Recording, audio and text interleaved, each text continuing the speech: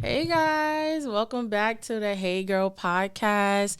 We are tuned in again, and yes, we have video. We've been through so much. Y'all don't even know what it took to get here, but we are here as promised. If you've been following my personal and business page, you know, like I've been keeping everybody in the loop. So if you made it this far to episode 3, you are my babies, and I am so grateful for you guys. So, per usual, we're going to get into the quote of the day, which is don't spend another year doing the same shit.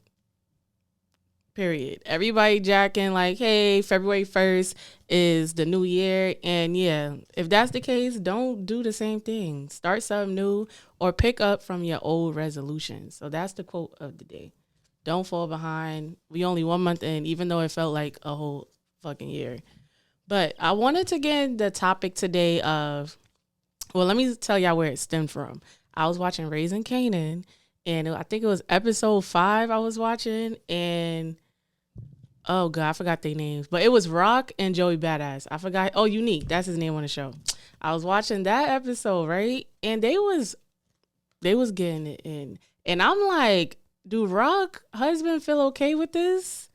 Cause I'm like, me personally, I would be tight. I'm telling y'all to cut the cameras.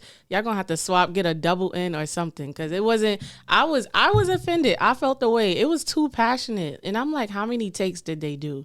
Cause you know Joey Badass was feeling on her. Cause she's fire. I ain't gonna lie. Shout out to Rock. I don't know her real name, but shout out to you, girl. So that's part of my take on it. But and another question I had was, how do you feel about your partner?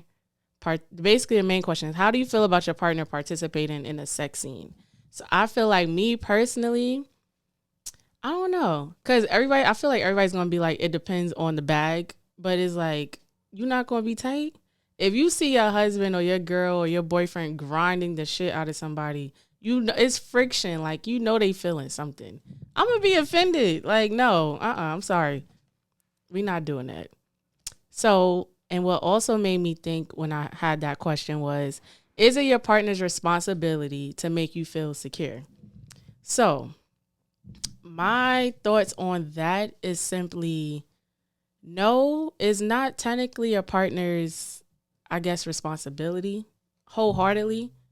You should like kind of deal with that before you enter a relationship. And what I mean by that, do the self work. Do the inner work it takes. Don't enter the relationship with all type of baggage. Like, go to therapy, guys. Go to therapy. Like, therapy is so crucial, and that goes for my men as well, because it's a lot of stubborn men and a lot of stubborn women out here that feel like if you go to therapy, that means like something's wrong with you. Maybe you just need somebody to talk to. I got into therapy personally recently. Well, not recently, but I've been in therapy off and on for like a year, and I feel like every time I was in therapy, I know it's a drastic change. Like, I was able to communicate my feelings better, to simply like, I guess, self-diagnose in a way and figure out like, all right, why am I acting this way? And even talking to like that one person you could confide in, whether that's your homegirl, your homeboy, shit, your manager, whoever you feel comfortable talking to. Like, I feel like you don't use them as a therapist, because people be going through their own shit. But I say, in simple terms, go to therapy, do the inner work. Is not your partner's 100% responsibility to pick up your shit. If you insecure about little things, like, I'm gonna use a common example, like, because it's something I still struggle with. Your partner, like, I guess, liking someone else's picture, like when it comes to social media. I feel like that shit should be out the window, because that's a self-respect. It's like a respect thing. I shouldn't, or my friends, or anybody that I know or we know together, should see your name in the likes, or damn sure not the comments. We not doing that. I just feel like that's just like, you need to respect your partner. And that just looks wild. Like, what if my homegirl coming to me like, oh, I seen such and such under such and such picture. I'm gonna be tight, because now, like, it's given I don't got my shit under control, and it's just madness in the house. So get the shit together, y'all. In summary. But yeah. So what was another tip? Okay, go to therapy. One. What else? What else can I think of? I would say don't rush into a relationship. If you feel like you're not really ready to take on somebody else's shit with your own and you don't even got your shit together, then it's just stay single. It is honestly more fun to be single. It may not seem like that, but you will have a clear mind. Like, take advantage of all the free time you have. Cause like, and I learned that recently. When you date somebody, when you with somebody, it's like you get so consumed in that relationship. Everything becomes about them, so to speak, on top of your own hobbies and your own troubles and other things you need to balance. So it's like, why fiend for that type of unnecessary baggage? And relationships is stressful as fuck. It's not easy. You're gonna be arguing over little shit like leaving a toilet seat up. Do you really want to deal with that? Like, literally, like, think about that. You're gonna be arguing over little shit. Like, that's why when, like, now that I'm, like, I guess recently single, it I appreciate, like, my, what's the word? My stillness, I guess. I get to chill. Everything I want to do, I can do it. I don't have to think about somebody else's feelings. I don't have to think about how my actions may affect somebody, because everything falls on me. Why? Because you're single. How you say it? Numero uno. Y'all get the point. Like, don't rush into a relationship, y'all. Like, literally, do the self work, and I promise you, when you find somebody, it's going to really flourish, because y'all both took the time to do the self work, figure out what your triggers are, figure out how you could like coexist with somebody, because it's not easy. So I hope my little advice helps. Who am I? I don't know. Just little old Destiny on the Hey Girl podcast. But yeah. So back to the main topic at hand. No for my partner in the sex scene.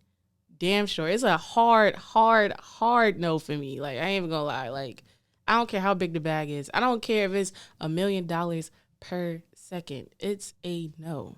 It's a no for me. So that might break up the relationship. Am I willing to put my relationship on the line because of an insecurity? I think I am. I ain't gonna lie. That's me saying that now. I gotta see the check. We gotta see how many zeros. Because happy wife, happy life. If I'm not happy, then hey, nobody's happy. Nobody's get a bag. Everybody about to be miserable. And now you're missing a cast member because you didn't want to pay out, them extra zeros. So that's my topic for today. And I hope you guys enjoyed the podcast.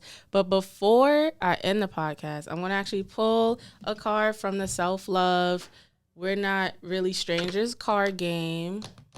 It was in the audio last time. I wasn't able, obviously you guys wasn't able to see it. And I really hate that for y'all. But it's okay. We're not going to dwell on what didn't happen. We're going to definitely enjoy what's about to happen. So they give you 3 topics, right? They give you 3 topics. And it's kind of like a self-discovery type game where they ask you like questions that make you think. So they have a category for past, they have a category for present, and I haven't opened the last one, which is the future. So I think on the last episode I did I did present. So I'm going to do, since it's the 3rd episode, I'm going to open a 3rd level, which is the future. This should be good. This should be interesting. Because I'm not going to lie, like, this year so far it's been good. I have no complaints so far. It's just been a lot of, I guess, doing the hard work. Because before, it used to be an issue of me, like, putting stuff off. And now I'm realizing, like, it got to get done regardless. It's stuff that I've been putting off literally from 5 years ago that's still catching up to me. And I'm like, all right, damn, this is a sign to just get it done. Because I ain't going to lie, I've been a bullshitter low-key most of my life. If it's a way to finesse the system, I'm going to take the easy way out. But I'm learning to stay consistent, and I feel like you guys should too. And just get it done. All right, hold on. I want to pick a good one.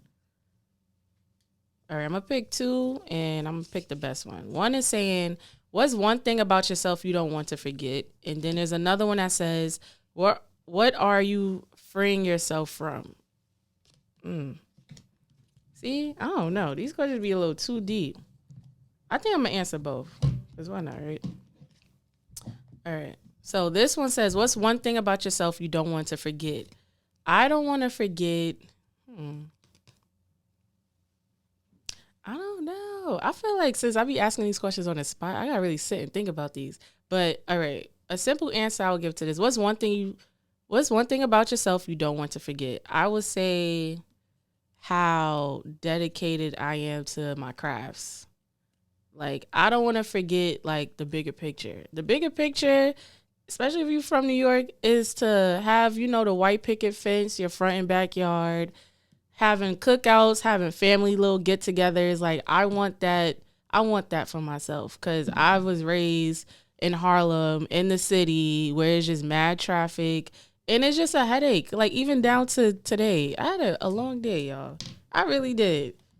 Your girl's back in school. Like life be lifing, but yeah. So I don't want to forget how dedicated I am to my craft. Like business always come first, money always come first, and what self-love, as you can see, that's also the name of this card game, always come first. Always love yourself and always put yourself first in any situation.